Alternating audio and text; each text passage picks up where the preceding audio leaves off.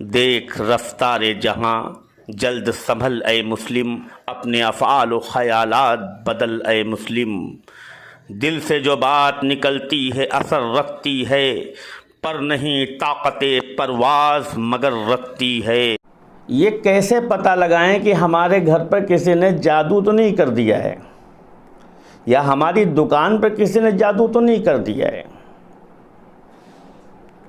यानी किसी जगह पर जादू है या नहीं है, इसका पता कैसे लगाया जाए?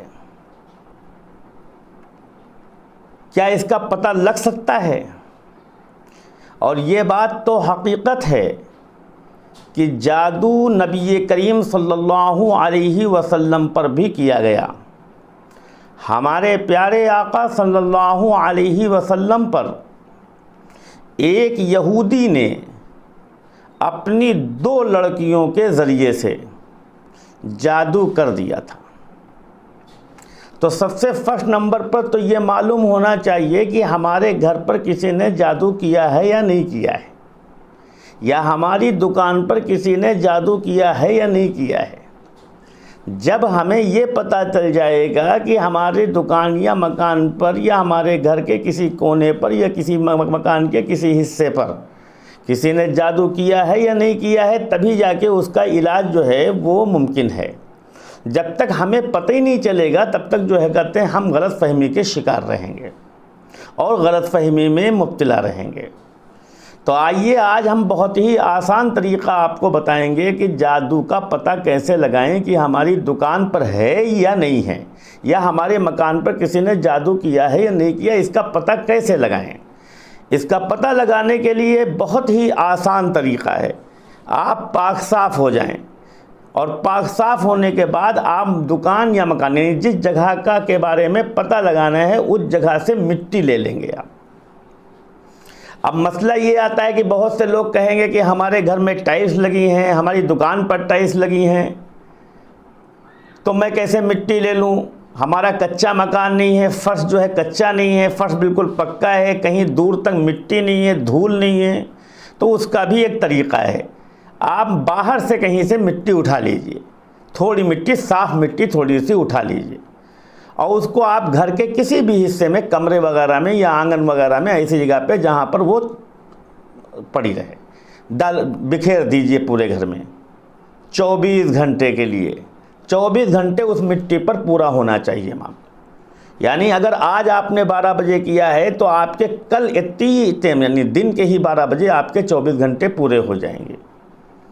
जब 24 घंटे उस मिट्टी पर पूरे हो जाएं, ये जब है जब आपका घर पक्का हो, टाइल्स लगी हो, मिट्टी घर पर ना हो। अगर आपकी ज़मीन कच्ची है, आपका फर्श कच्चा है, तो कोई मतलब नहीं है।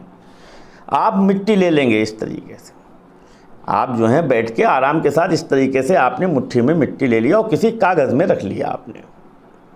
और कागज़ में रखने के बाद आप उसको सूंघिए, क्योंकि अल्लाह तबारक व तआला ने ये सूंघने की सलाहियत हज़रत इंसान में ऐसा पैदा फरमाई कि सूंघने की सलाहियत होती है उसको। जब वो इंसान जो है उसको सूंघेगा और सूंघने के बाद उसको एक खुशबू, कोई भी कैसी भी खुशबू महसूस होगी, कैसी भी खुशबू हो, लेकिन उसको एक खुशबू, एक आदमी क्या कहते हैं, एक अंदाज़ा कर ले कि इसमें मिट्टी में ऐसी खुशबू आ रही है, उसको सूंघ ले फिर। और सूंघने के बाद जब वो सूंघ चुके तो उसके बाद उस मिट्टी के ऊपर जो है आप 3 मरतबा दुरूद शरीफ पढ़ेंगे। अगर आपको नमाज वाली दुरूद शरीफ याद है तो नमाज वाली दुरूद शरीफ आप 3 मरतबा पढ़ लेंगे पहले नंबर पर। अगर आपको याद नहीं है तो जो स्क्रीन पर ये दुरूद शरीफ लिखी हुई है ये वाली पढ़ सकते हैं आप। तो ये स्क्रीन पे चलने वाली, ये स्क्रीन पर लगी हुई जो ये दुरूद शरीफ है, इसको आपने 3 मरतबा पढ़ लिया। और उसके बाद ये पढ़ने के बाद फिर आप जो है 7 मरतबा, क्या मरतबा? 7 मरतबा आप जो हैं या बदीउस समावाति वल अर्ज़ या हय्यु या क़य्यूम पढ़ेंगे 7 मरतबा। ये भी स्क्रीन पर देखिए सामने जो कहते हैं दुआ मौजूद है। इस दुआ को आप स्क्रीन पर देख के भी पढ़ सकते हैं। या बदीउस समावाति वल अर्ज़ या हय्यु या क़य्यूम 7 मरतबा पढ़ेंगे, फिर 3 मरतबा आप दुरूद शरीफ पढ़ेंगे, यही जो स्क्रीन पर चल रही है।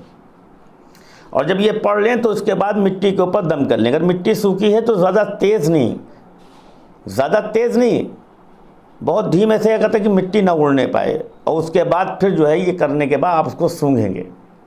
अगर खुशबू चेंज है, जैसे पहले आपने सूंघी थी, अगर वैसी खुशबू है तो कोई बात ही नहीं है, यानी आपके मकान और दुकान के ऊपर कोई बंदिश नहीं, किसी किस्म का कोई मामला नहीं किया गया है। जो कुछ भी मामला है ये कुदरती मामला है, प्राकृतिक मामला है।